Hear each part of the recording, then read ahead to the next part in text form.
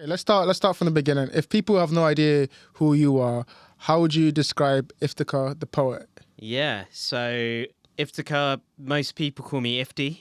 I don't care which one you call me. I would describe myself as primarily a poet, but in a broader sense, writer. I don't uh, see myself as just writing poetry. I try to write all sorts of things. I actually got into poetry via short stories, which I could probably touch on. But yeah, so writer, producer, event organizer. I love the arts. I love seeing people who are at the beginning of their journeys and kind of growing into more mature artists. And yeah, professional East Londoner as well. Got to say that. We'll touch on that a little bit because I don't know what professional East London is. But okay, you talked a little bit about the fact that short story was your entry into poetry.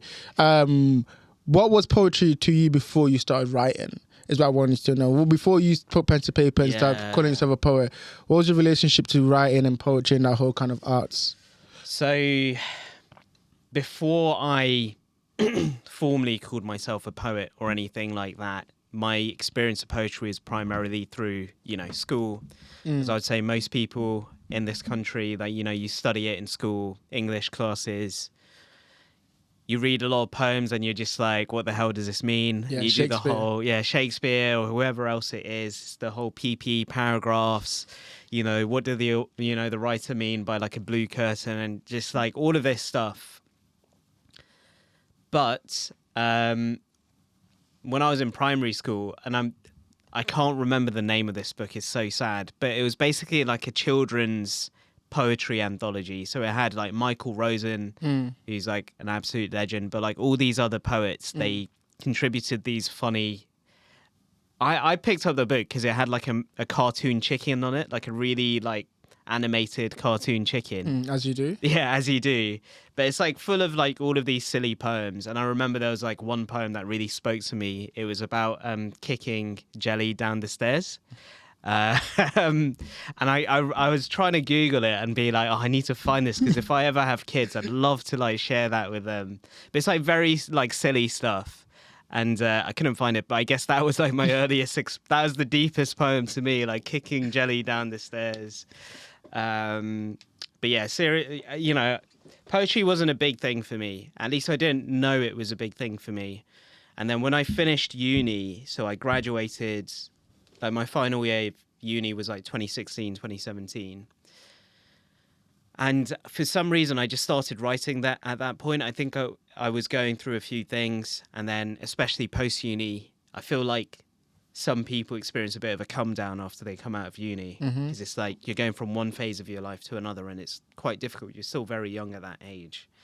And I was writing lots. And I used to write a lot of short stories. And one day, my friend Tanya, who I always credit as being like one of the biggest reasons I'm in poetry, she took me to an open mic event.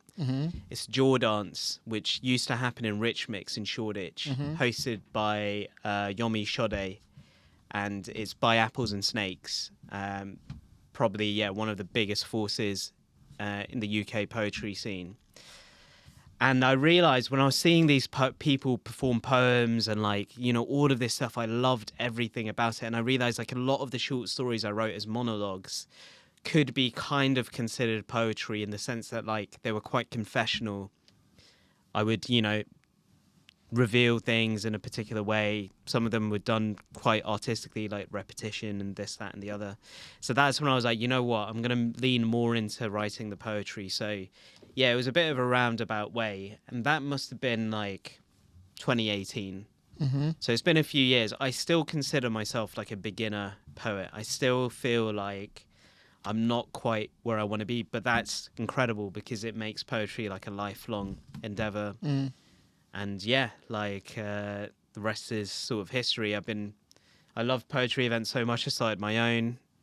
So I run a poetry event called Off the Chest.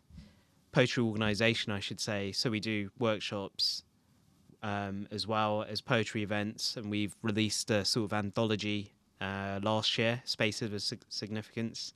And as if that wasn't enough, after running that for 5 or 6 years, I started another one last year called Testing Ground, which is not exclusively poetry, but because most people who know me are poets, it's like 99% poets come through, even though I'm like, guys, we're the musicians. Like, anyone can do anything on the mic, but it's like, yeah, 99% poetry, but I'm grateful.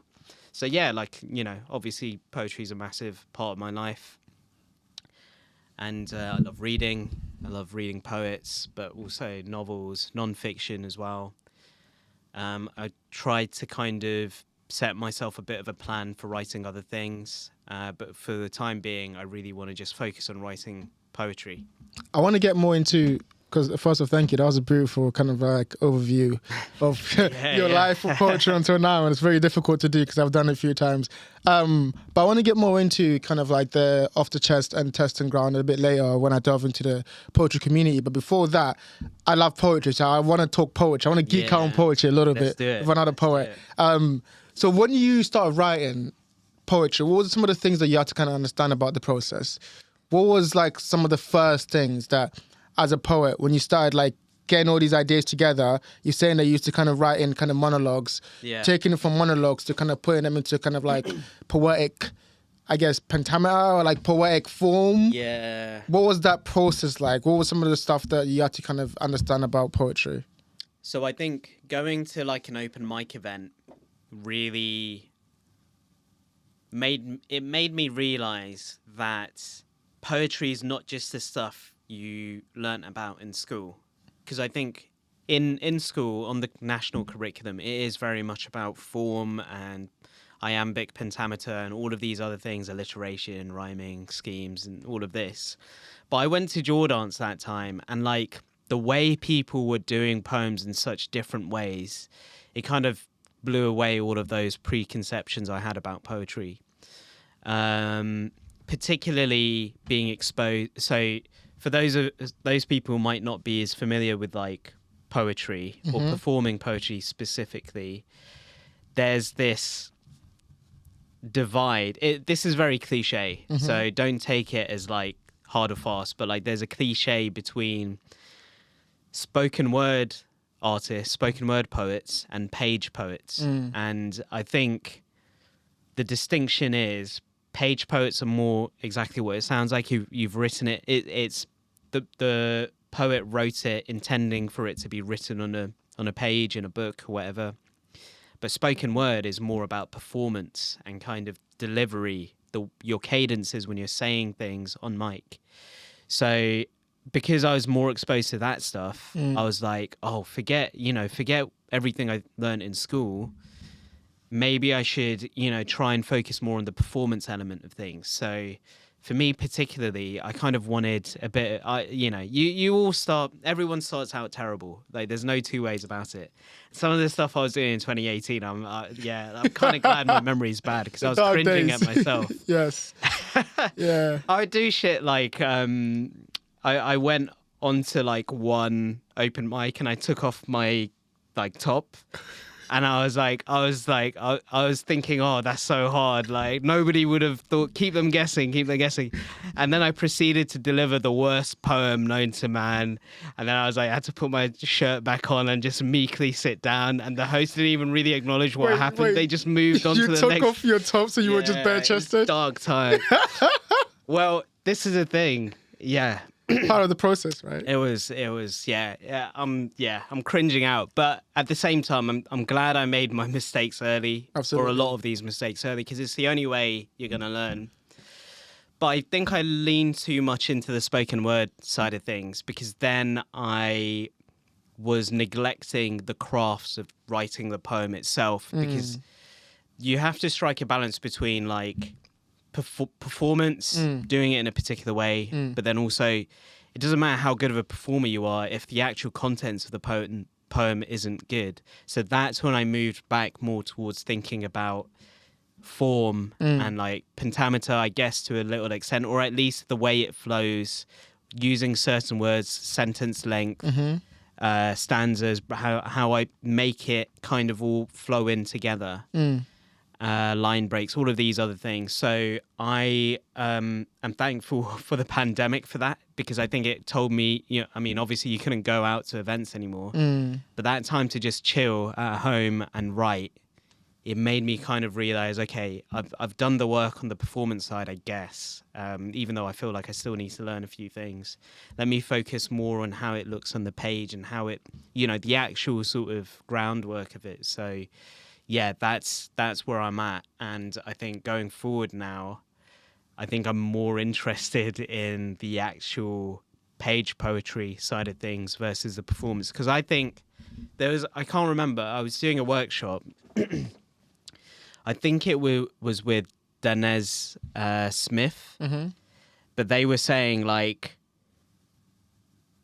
you could be a bad performer, and loads of people might disagree with this. You could be a bad performer, but if your poetry's gold, the poem will carry you, Absolutely. But if you're a good performer, but your poem is trash, there's only so much your performance can cover up for the fact that, like, at the heart of it, what you're saying isn't good enough. So I took that to say, even if I deliver something in a way that isn't the greatest, if the gold is there, like, it will shine through.